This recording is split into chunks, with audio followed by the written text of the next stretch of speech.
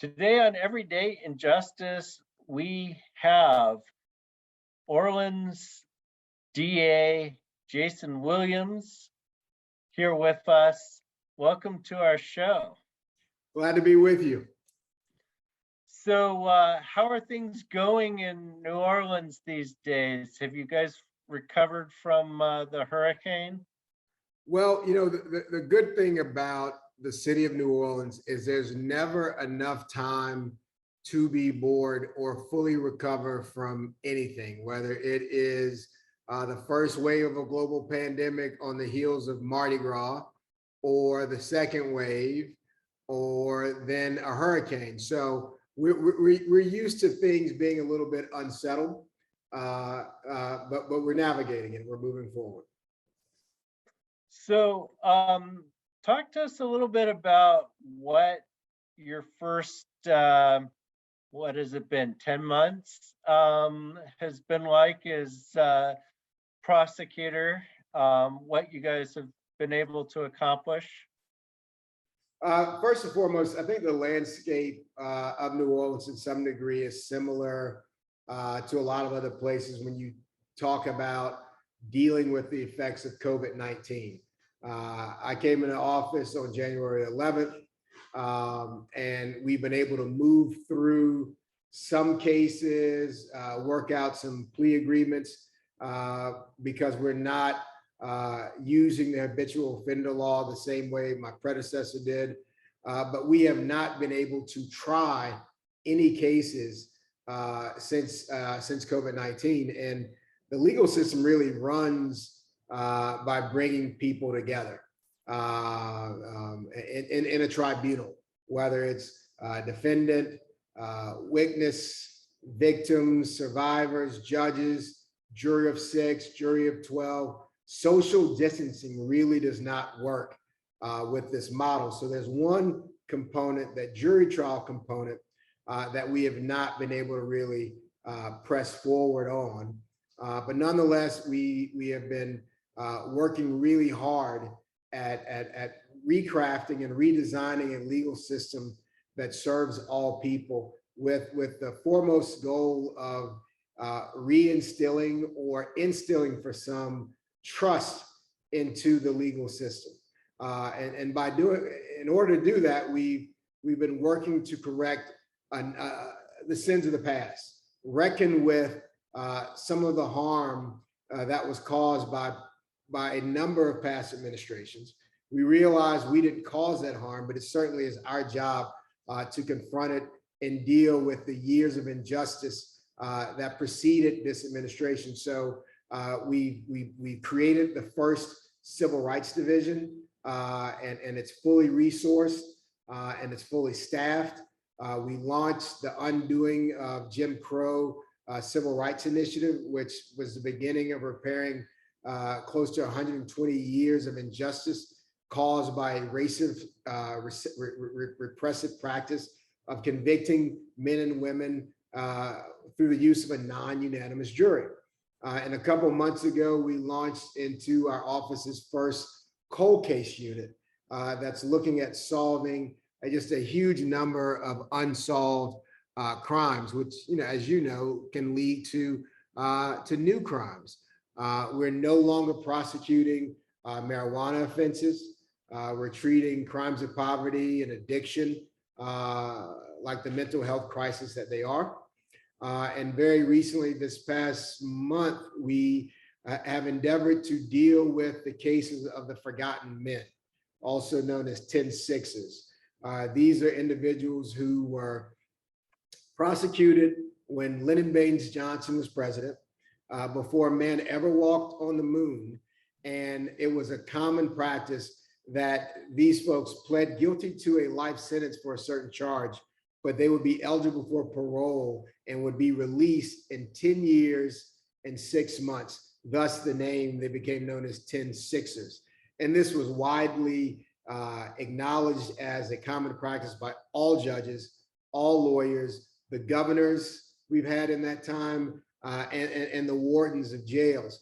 However, the legislature over time, through this tough on crime policies, they changed the law. And so they changed the law and made these folks, they basically moved the goalposts. And these folks are not releasing the 10 years and 6 months. And many of them have been in jail since that time. And we begin to bring them home in their 70s and 80s. Wow. So I wanted to go back because you mentioned that you're not doing any trials. So how are you guys handling the fact that people are ending up in custody pre-trial if they're not being tried through the system? So we have taken a very different approach to pretrial bail from my predecessor. He was known to do bail increases and bond increases. He was typically shooting for super high bonds for low-level offenses. And what we've done is we've allowed the judges to really make a public safety, dangerousness assessment using a risk assessment tool and some other things. So we're not just keeping people in the jail for the sake of keeping people in jail pre-trial. Most folks in the city of New Orleans come back to court. It may be a little different from other jurisdictions. And I worked on the city council as council president before this, and we had a very serious commitment to decarcerating our pre-trial detention facility. Before Katrina, it had close to 8,000 people in it, and we've gotten under 1,000 in recent years. And the entire system, city, legislators within the city council, and the sheriff are all working towards keeping that number at a reasonable size, not just locking people up because they can't afford to get out. So one of the things I read about was this fake subpoena lawsuit where it seemed like you guys got smacked down for actions by your predecessor. So what's that all about, and how are you guys moving forward on that? So you're right. This was the actions of the DA that was here before me. And I actually would consider myself one of the smackers because I was doing a lot of smacking as council president of this policy of issuing bogus subpoenas. It was the wrong thing to do. We pushed him on it and we got him to stop issuing them. Unfortunately, or fortunately, no matter how you look at it, a Washington-based organization, Civil Rights Corp, and the ACLU in October of 2017 on behalf of plaintiffs who were jailed or threatened with jail for not showing up to court proceedings because of these fake subpoenas that no judge had signed. There was a lawsuit that was issued and it was properly filed. There was one instance in which the previous administration arrested a domestic abuse survivor, and that person spent days behind jail and literally spent more time in jail than the abuser who was convicted of the crime. So it absolutely needed to happen. These DA subpoenas were not authorized by a judge nor issued by the clerk of court. And I committed during the campaign and stuck it to that promise as DA to settle those lawsuits and make whole the plaintiffs in that case. And we, even before I was sworn in, began having some in-depth conversations about ways that we might be able to settle those lawsuits. And so your office, though, is still under a receivership for that, right?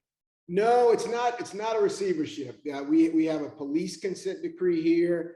We have a sheriff jail consent decree, but my office actually volunteered and suggested that we get a professor from Tulane University to work with the plaintiffs and my office to monitor everything that happens in this regard. I don't see it as a receivership. It's not called a receivership. It is us voluntarily sharing all of our data because we will not issue these subpoenas. If in fact there is a concern that a plaintiff has, they can bring it up to the monitor and we will immediately address it. But it is a partnership, not a receivership. Understood. So talk about some of your work on wrongful convictions and some of the releases of the wrongly convicted. Sure. So this goes back to what I was saying about confronting the sins of the past and reckoning with the past. In addition to the city of New Orleans being the most incarcerated city in the world, we've also had the most exonerations in the world, which means we have gotten it wrong. Innocent people have sat in jail. And that's a major disservice to the criminal legal system, but also to victims, because a real perpetrator is left out to reoffend. In March of 2021, we are glad and proud to have delivered justice to Mr. Jermaine Hudson. Mr. Hudson spent 22 years of a 99-year sentence for a crime that never happened. Earlier this year, the purported victim in this case read about the work that we were doing in the news and came forward and admitted that the crime that he told the police about never actually happened. He was never robbed. He just didn't want to share his money from work with his parents, and he had used it for drugs. And so he fabricated this story of a robbery. His father, doing what most fathers would do, called the police. Police came, brought a 6-person lineup, and Jermaine Hudson's face was in that lineup, and he was picked for a crime that never, ever happened. And so we were glad to give him his freedom and clear his name in March. Another man, Utico Briley, was released from jail after serving 9 years of a 60-year sentence for a crime that he didn't commit. From the arrest and a suggestive identification, they literally put him in the back of the car and drove him handcuffed and asked the victim to identify him. The victim said that everything about it was improper and he felt uncomfortable about it. The criminal legal system completely mishandled that case. And the worst part of both of the cases I just described is that there was evidence that supported innocence of each of these men, but it was disregarded or ignored by the previous administration. And I call the criminal legal system racist a lot of times by design, but it's also sexist by design, and not enough people talk about that. In May of 2021, a woman by the name of Betty Broughton was released after spending nearly 40 years in jail of a life sentence without the opportunity of parole for second-degree murder, for shooting and killing a man who had threatened to kill her with a gun, who had attacked and beat her and raped her multiple times in her own apartment over the course of one night. And she was just able to get that gun before she was raped again and kill her attacker. And I dare say, I've heard people talk about stand your ground a lot, but if a man had done what Betty Broughton had done, he would have gotten the key to the city, not a life sentence. And a rape kit wasn't done, an investigation wasn't done. And so very, very proud that we have brought a sense of justice to her family and the 2 of her 3 children that were still living when we were able to release her after 38 years. And it's really interesting, watching how far New Orleans has come, just since Katrina. Can you kind of, give us the historical context? Because, I think Katrina, and we talked about this when you were running for office, Katrina really exposed a lot of problems. How far has New Orleans come in those 16 years now? There's been tremendous change. I think exponential change. Pre-Katrina, we had a pretrial detention facility with over 8,000 men and women in it. Now we've got one that is far under 1,000. We had a police department that had more violations than any other department in terms of federal consent decrees before. And the city voluntarily, with the mayor's help, the city council's help, when I was there, we ran to reform in the police department.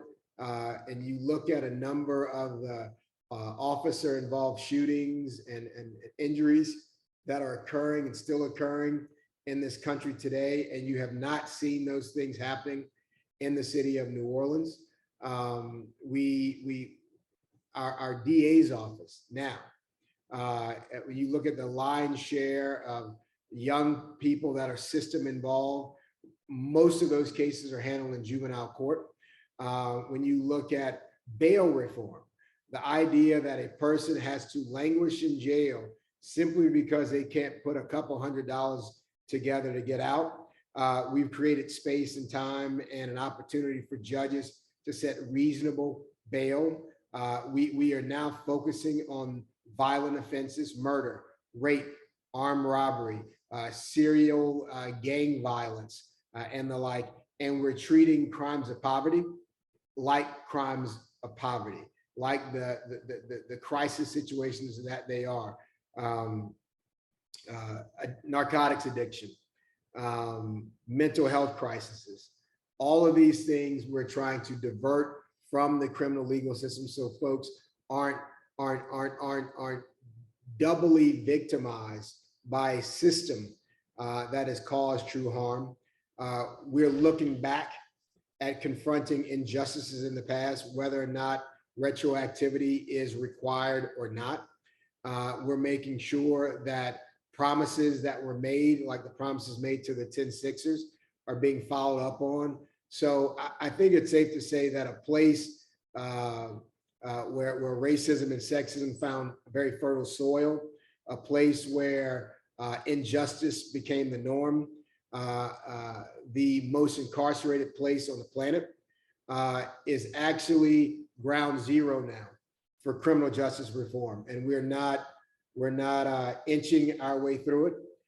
We're doing it in a very robust and very public way, so the people of the city, the people of this country can frankly see there is a better way to engage in accountability as relates to criminal justice in this country.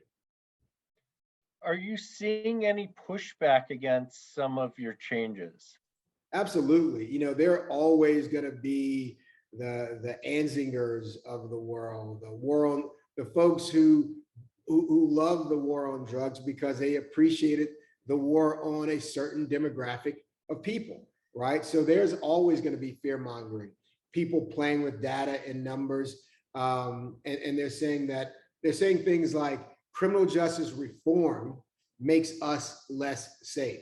Although most of the men and women that we've released from jail who've come home are closer to 70 years old in age and have gone through criminal menopause, for lack of a better word. It is important that we share our data, and that's what we've been trying to do, so people can study what's working and what's not working, so that we can push back on that fear mongering. It's going to always exist, right? We expected it, but we're not going to let it slow us down.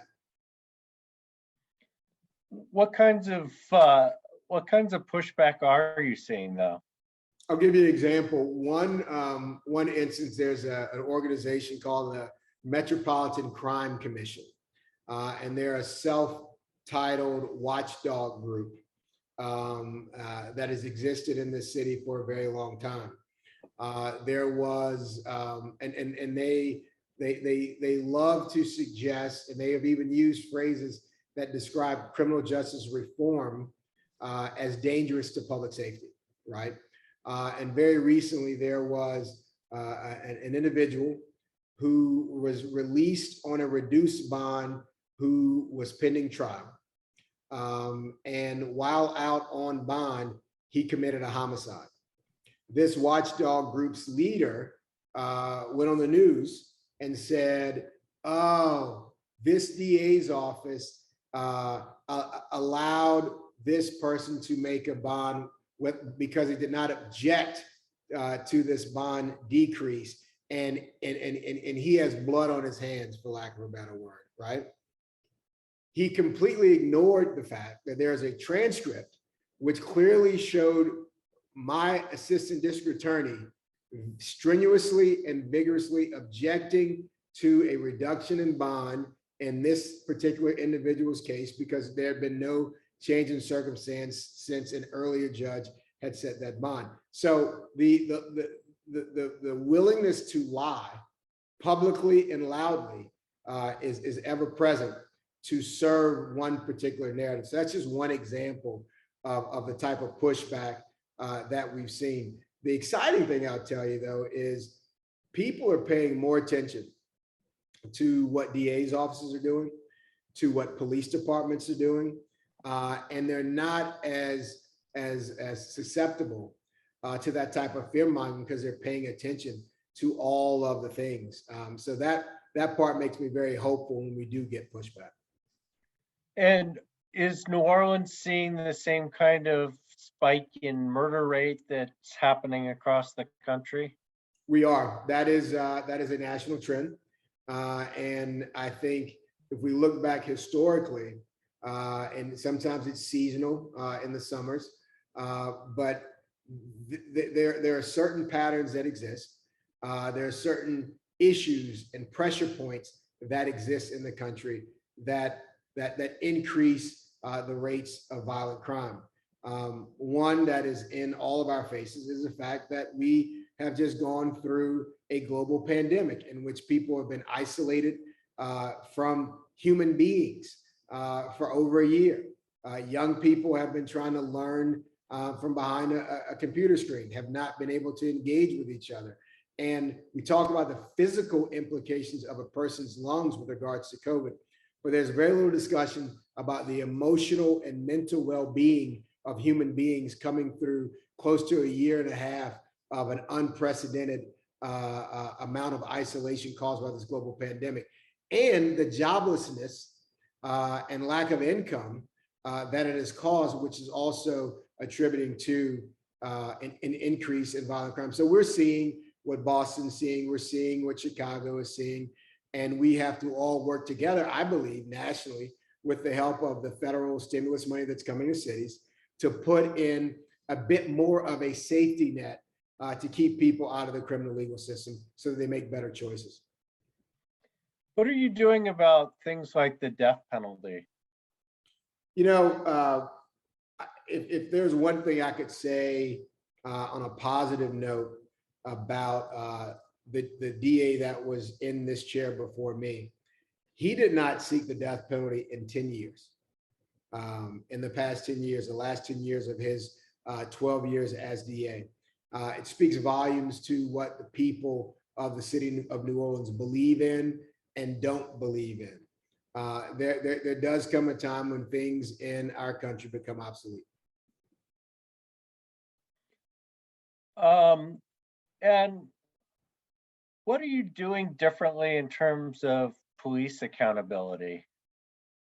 Well, you know, one of the things we're doing is we're meeting with the police department on a very regular basis about issues that come up, small and large, right? So that we're not waiting to deal with things responsibly, but we're trying to be proactive so that so officers understand the value and beauty of police accountability, the value and beauty of body-worn camera footage, how it can be helpful to officers and how it can be helpful to citizens. My team and I are confecting and crafting a policy that will clearly articulate for the public and clearly articulate for law enforcement what is expected when there is an officer involved injury or officer involved fatality involving a citizen. And we're not just including the police department, but we're including the sheriff's departments. We have a number of law enforcement agencies in our jurisdiction, levy board, in addition to some of the private security neighborhood details as well, because they still are working under color of law as well. And then, kind of dovetailing on that a little bit, one of the big issues that I think everywhere has with the criminal legal system is racial inequities, and this is hard. Like, I was talking to some of the other DAs that are progressive reformers across the country, and they're not seeing a huge change in like their jail composition. I talked to Chase Bodine in San Francisco, and they have a Black population in San Francisco of only 6%, but more than half their jail is Black. I said, well, what are you doing about it? Because it doesn't look like the numbers are going down. And he, admitted that it's a real challenge. What can a DA do to start changing that inequity? Number one, I think you've got to measure everything, right? If you're not measuring it, then you don't know what sort of results you're getting. And so we're working with PPI, Prosecutors Performance Index, to help us measure a number of these things, so we know the demographics of people that are coming through. Obviously, we know there is an overrepresentation of Blacks and minorities in the system. I think DAs across the country have an obligation to be honest about that. We have to be honest about the fact that in the past 300 years, at least in my city's history, 300 years old, the criminal legal system has been racist and sexist by design, because Blacks and women did not play a role in designing the system and how it would work. And so that means the office has to be proactively committed to rooting out racial inequity in the criminal legal system and crafting a system that serves all people. It is no secret that police and prosecutors have protected and served one demographic and policed and prosecuted another. That is why we launched the Civil Rights Division. We certainly, going forward, are looking at who is prosecuted, the what and the why, and making sure that there's no racial, sexist, homophobic, transphobic, xenophobic undertones or underlying any pretext of any arrest. But what about 1970? What about 1980? What about people who are still sitting in jail because of those pretextual searches or because of that level of profiling? So it is incumbent upon us to address those sins of the past, because racism deserves no place in the criminal legal system, 2021 going forward or going back to 1970. And as DA, we're putting systems in place to root that out whenever we see it. And I guess to answer the question simply, look for it. Because if you don't look for it, you're not. It's easy to move on and talk about something else. Well, when I often, raise the issue of racial inequities, the response I get from more conservative audiences is, well, the racial inequities just reflect who's committing the crimes. So how do you counter that narrative? So I'll tell you, I went to Tulane University. I was a pretty straight-laced kid. Played football in undergrad, played football in college. So I was drug tested in high school and in college, right? I never saw drugs of any kind until I was in college, right? And it wasn't just weed, it was everything from weed, cocaine, heroin. It's around, it's in dormitories. And I can tell you that in the city of New Orleans, and I was in school in 1990, you would regularly see raids on housing projects in the city of New Orleans. And they would say, well, we did a raid at the Magnolia Housing Project because it's an area where there's a lot of drug activity, right? Well, there's a lot of drug activity on college campuses, always has been, but there's never been a raid on a college campus. So this libertarian or conservative or right-wing pushback saying that darkness or blackness is somehow a bit more criminal. It is a bit more criminal because Anzinger and Richard Nixon came up with the second phase of criminalizing blackness, making it other, so they could marginalize people that were not going to vote for them. And it has never stopped. It's only had different iterations. So folks commit crimes at the same rates, regardless of race, regardless of sex. You know, it's just a matter of where we're looking. How does a prosecutor deal with, you know, issues like poverty, which go outside of your immediate jurisdiction, obviously, but also bleed into, you know, the issues that you deal with every single day? Yeah, you know, there's a very real intersection of poverty and criminality. A lot of people find themselves in tough situations and then make poor choices. A lot of young people find themselves making poor choices because their parents are working 2 and 3 jobs. And so poverty is a huge component. And so we're trying to have, and we're trying to endeavor to have trauma-informed screening. So when we screen a case, we look at everything that was involved in that maybe 30 seconds or 3 minutes of a bad decision. And we try to figure out if it was a crime of poverty or a crime of addiction that was rooted in poverty or mental health issue. And so we're trying to screen cases based upon that, but we also are partnering with and working with the mayor and the city council to try to really, once we issue spot these areas in which people find themselves in a cycle of poverty or a cycle of criminality, areas in which we can invest in people or in neighborhoods to get better outcomes for people. There's certainly limited bandwidth for a prosecutor.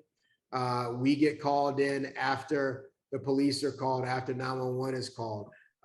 But we certainly have been able to flag issues about why things are happening. And that's when we tag off and try to work with the mayor, our Congressman Troy Carter and others to invest in getting better outcomes out of people as opposed to trying to repair broken men and women. So as we wrap up here, you know, what are you kind of most excited about that your office is going to be doing maybe in the next 6 months? So we, because of the shutdown, it gave us a unique opportunity to build internally, go after some grant funding to make the Civil Rights Division more robust. In November, we're slated to begin jury trials. And so I am most excited about the yin and yang of being able to be in court, trying cases and delivering justice for people who have had things happen to them in recent history. And I'm also excited that that is not going to outpace the work that we're doing to confront the sins of the past about injustices that have occurred. So I'm really excited to see both of those commitments to public safety happening at the same time. And also, I guess I didn't ask you this. I mean, was there a lot of turnover in your department when you came on board, or what does your department look like? So a lot of folks say, well, when you come in, fire everybody because you can't trust who's there. And we looked at other offices around the country and other offices around the state to see how that process went. And we did not fire everyone. What I did was, along with a select group of individuals working with me, some of them, one was a college president, Tanya Tetlow, president of Loyola, and other folks from my team. We re-interviewed every single person to figure out why they wanted to work with me, why they worked under the last administration, and did a thorough vetting. Some people were let go because they were committed to principles that I believe were antithetical to public safety and antithetical to justice. We kept a lot of people on. I think there is perpetual turnover. This job is hard. We deal with the worst moments of individuals in the city's lives. And it takes its toll on people. And so you can only do it for so long. So we've just tried to put a system in place that protects the bandwidth and shelf life of our team members. And we're constantly recruiting and hiring people who have a passion to serve the public in this capacity. And do you feel like you now have a department that's on board with what you're trying to do? I do. I believe that we do, and I'm constantly looking for more. All right. Closing thoughts? Closing thoughts. I will tell you that